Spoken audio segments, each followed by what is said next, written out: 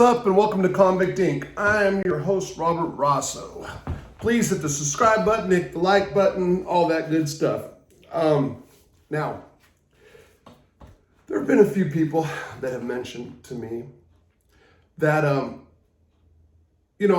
talk a lot about getting along with all these groups and everybody I've got along with, and I've done this, and I was a shot caller, and I did that, but I never talk about getting beat up, being extorted, and all the bad things. In other words, I'm just gloating or glorifying some things, but leaving out a lot.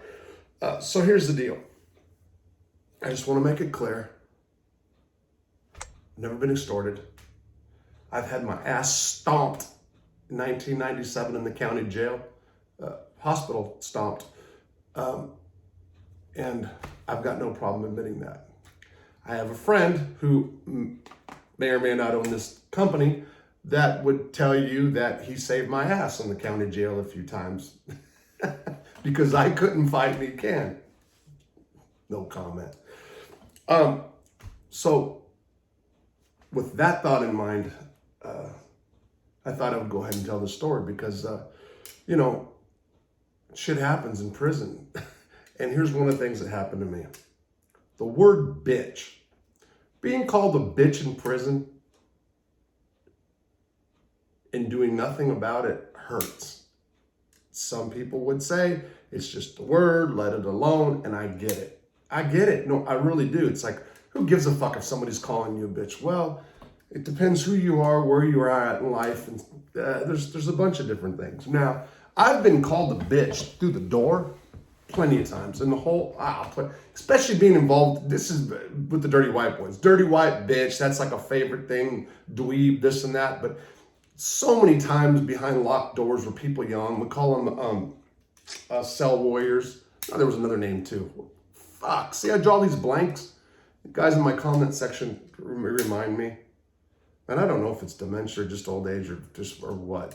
Anyway, so when you're called a bitch in prison, it's very easy to get emotional about it. And if you do nothing, a lot of times your friends or guys around you will encourage you to do something. You're gonna let that fucking dude call you a bitch? Are you serious, dude? Get the fuck over there and do that. Been there. I've done that. I've actually, somebody who did not want to go fight that was called a bitch, pushed him to do it, influenced him, whatever I did. I did that.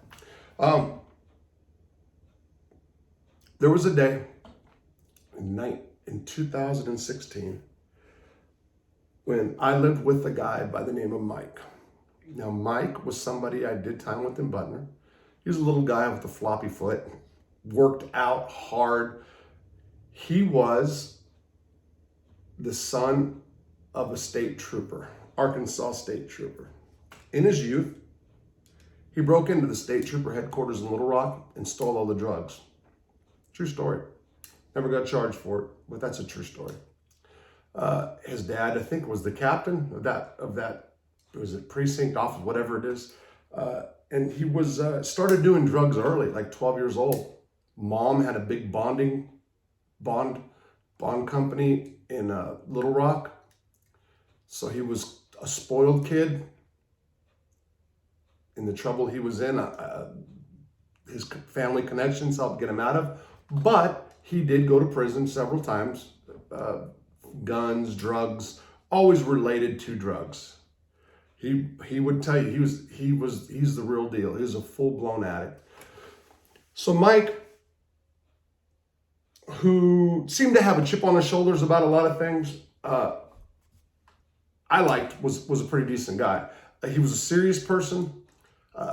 When you look in his eyes, he had a look of like a Adobe, like a Doberman Pinscher, that how they get that look in their eyes sometimes.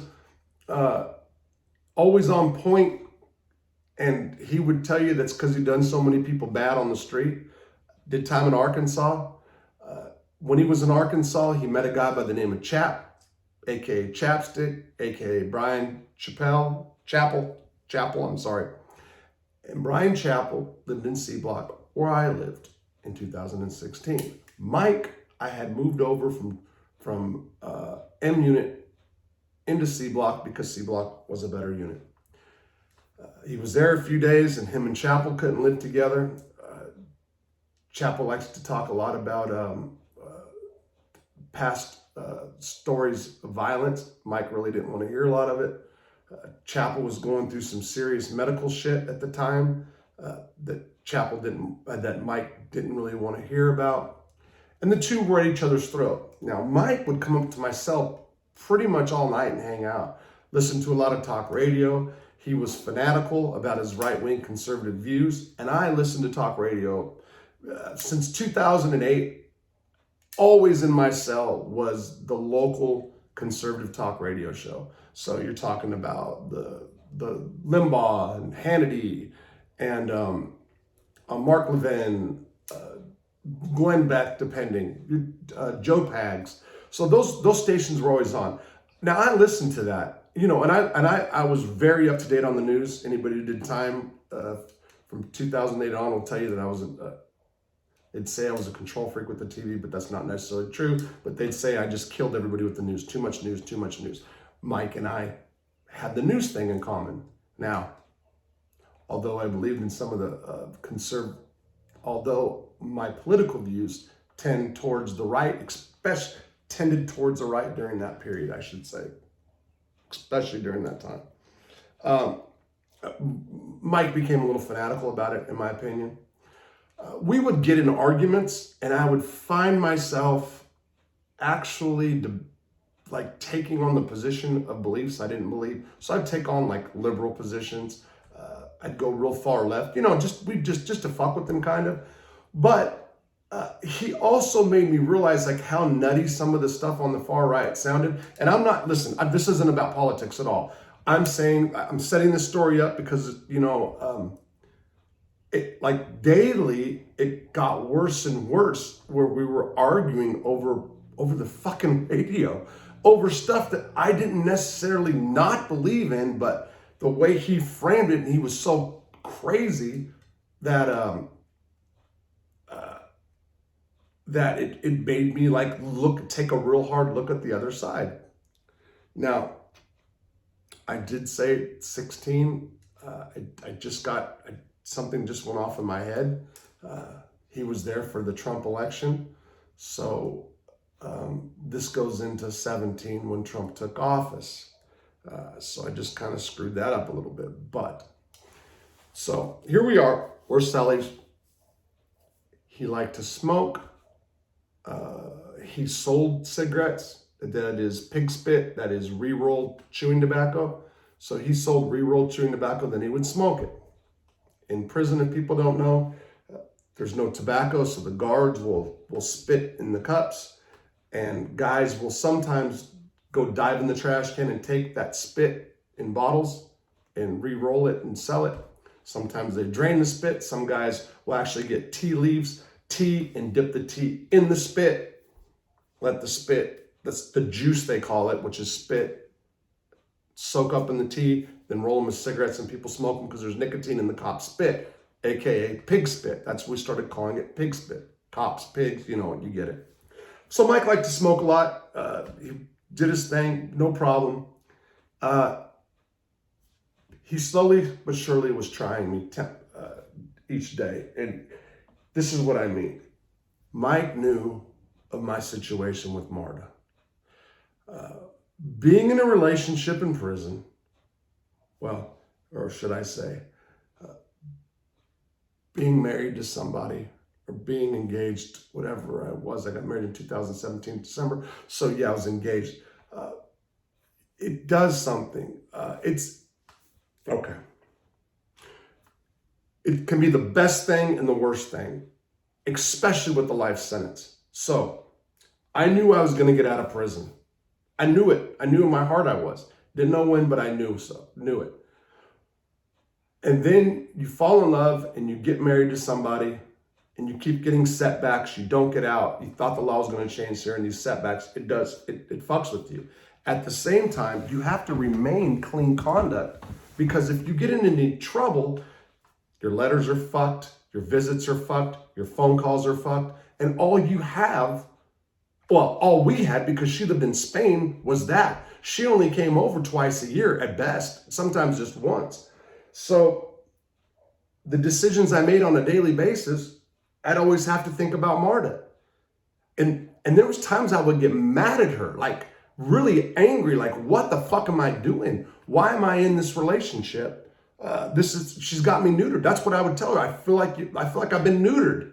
I feel like she took the man out of me, just because I couldn't do certain things. I couldn't argue over the TV if somebody changed it, because I knew what the result would be. Although sometimes I did, I'd have to step back because it would make me realize that if I got into a fight, there'd be a problem. And Mike knew this. There was a day when it was 17, not 16. My family came to visit, and it was my mom and my sister, and it was the first time I seen my sister, this particular sister. They had a 2-day visit, and right before they came that day, me and Mike had been battling, and it started over listening to politics, fighting over political beliefs that I kind of agreed with, but it just got out of control between us, and other things. And he would pick. He was very intuitive. He knew he was good at filling out situations. Well, I was arguing with Marta at the time, and I was going through one of those things where I didn't want to see her picture on my bulletin board. It's true, so I took it down. Now, again, this happened in the middle of me and Mike not getting along. Mike saw this as me taking the stuff off my bulletin board because I was going to attack him. He was a very paranoid person. That was the last thing on my mind that day, but I can see where he thought that. So one night, on the night I came back from visit, we're sitting in the cell, and he said, "What'd you do with Marta?" I said, "I took him down. I wouldn't talk to him because we were actually the things that were said on visit. I was in my head. Found out my dad had a bad disease, was sick.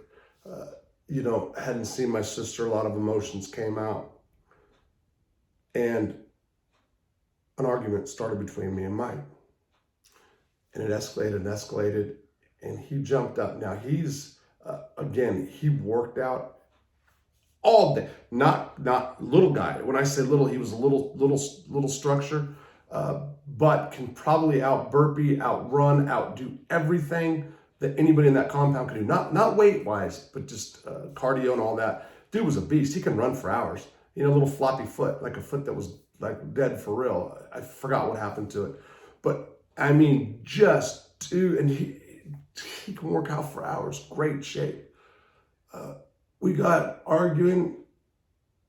I think I said fuck you to him. I forgot what he said. And the dude jumped up. We're sitting in chairs now. Like I'm sitting in a chair. He's over here against this wall. And the dude jumped up and got on my face. Then do something about it. And I said, I can't do shit right now. I said, tomorrow we'll do. Fuck tomorrow. Fuck tomorrow. He knew I have one more visit left. My people just traveled a long way. I told him, not now. Back up. Something just made a noise in the back room. I don't know what it was. Anyway, I told him, not now, not now. Mike got up my face. He didn't put his hands on me. But he said, you know what? You ain't nothing but a fucking bitch. Whoa! Listen, he also knew that I did have a knife in the window. Now, this was a knife that fit into the window, so there was absolutely no way possible, no way that a cop could ever find this knife. It was literally impossible. But he knew where it was because I would never sell up with somebody and not tell them that I didn't have a weapon in this cell. I just wouldn't do it because if I ever got in trouble, I would take the heat because it was mine. But I did have one. That's true. He called me a bitch and said, "What? Get the knife. Get the fucking knife. Poke holes, you bitch." He said it like multiple times. And I sat there And I was just thinking, I can't do nothing to this fucking dude because of my mom. I can't see my mom, my sister tomorrow, and fucking Martin. This is all going through my head.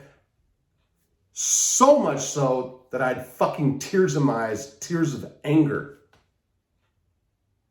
And he said something about, that's right, bitch, or something. You ain't gonna do shit, you're a bitch. Like many times. And then fucking smacked the wall over the top of my head and walked away.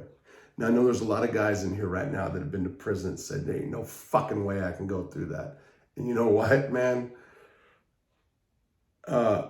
When dude left my cell, I literally cried. I fucking cried for real. And I cried because I felt like a bitch, like he just called me. I felt weak as fuck. And I remember thinking, tomorrow, I got him tomorrow. As soon as this visit's over, I got him. And yeah, all thoughts of Marta were out the window. So I had a visit, man, and I'll be honest, we had a visit. I was halfway. I was here, but I was in there too. And that was really fucked up. It was really fucked up. And when I got back to the cell, he approached me downstairs and he apologized.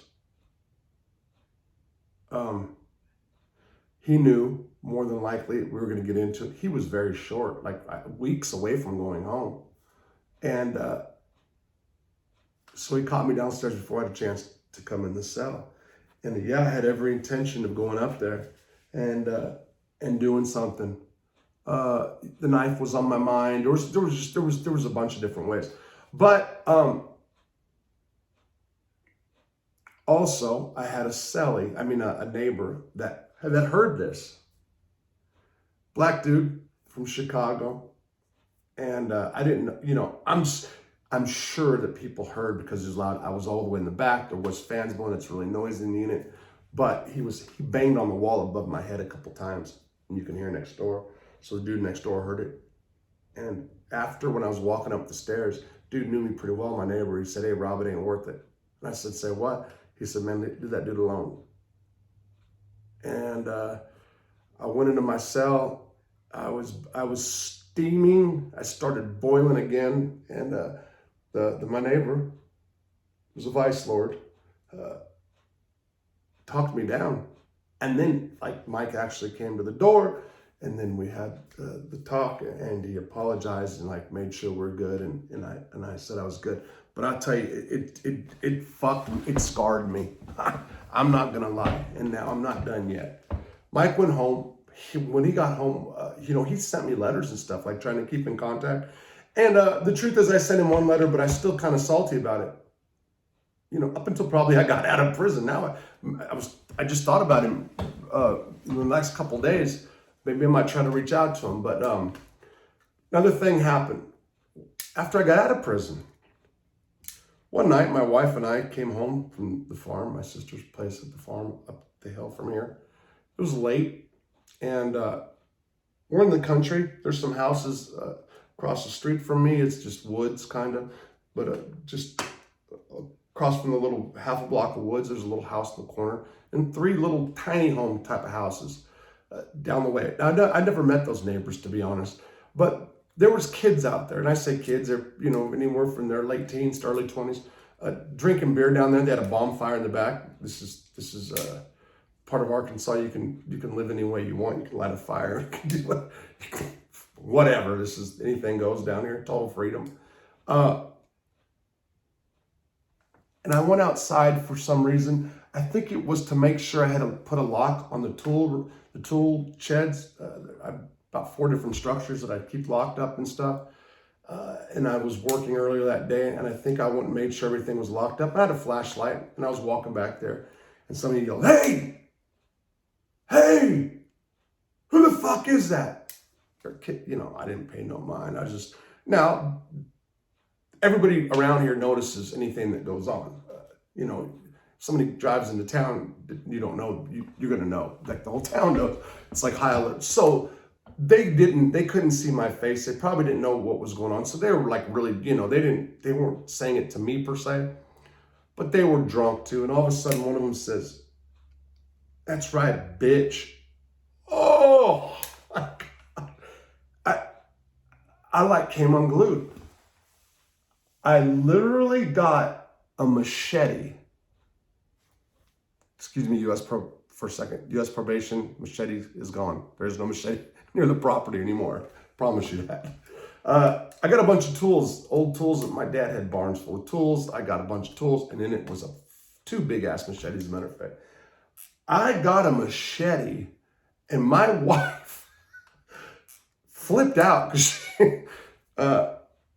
yeah, I was gonna go over there. I was gonna go there with machete and like I don't know what I was gonna do. But I saw red. Like for a minute, I wasn't here because I got called a bitch by some drunk kid that didn't even know who I was. But it ruined it ruined me the rest of the night. Like I went to bed very, very angry. And that's crazy, but that's just what prison has done. So I wanted to put the story out there because this is what happened. I've said time and time again, I was no tough guy. I'm not, and for you guys, I'm not letting the haters control me. I was going to do this story before, but I saw it this morning. I'm like, oh, I got one, Mr. Mustard or something, the guy's name, in the comment section, I think. But I was like, oh yeah, okay. I got one because yeah, there's a lot of things that have happened to me in prison. I haven't been raped or extorted or, there'll be other things I'm sure I'll think of that may be embarrassing or people wouldn't want to put that. I don't mind. That's part of the prison story. I'm putting out prison stories. And yeah, so there it was. That was when I was called a bitch and didn't do shit because I wanted to visit and because of my relationship, So guys that are going to go to prison and have long sentences, think twice before you get married or in a relationship because relationships do make your time harder. They can. It can make them better, and I would not be out of prison today if it wasn't for my relationship with Marta. 100%. 100%. That's the truth. Because she kept me grounded and made me realize, gave me something to strive for, yeah. So I wouldn't be out if it wasn't today. But at the same time, man, there was time and time and time again that I would have done things normally, that I would have done stuff that I didn't because of her. And that made me feel like less than a man. That's the truth. There it is.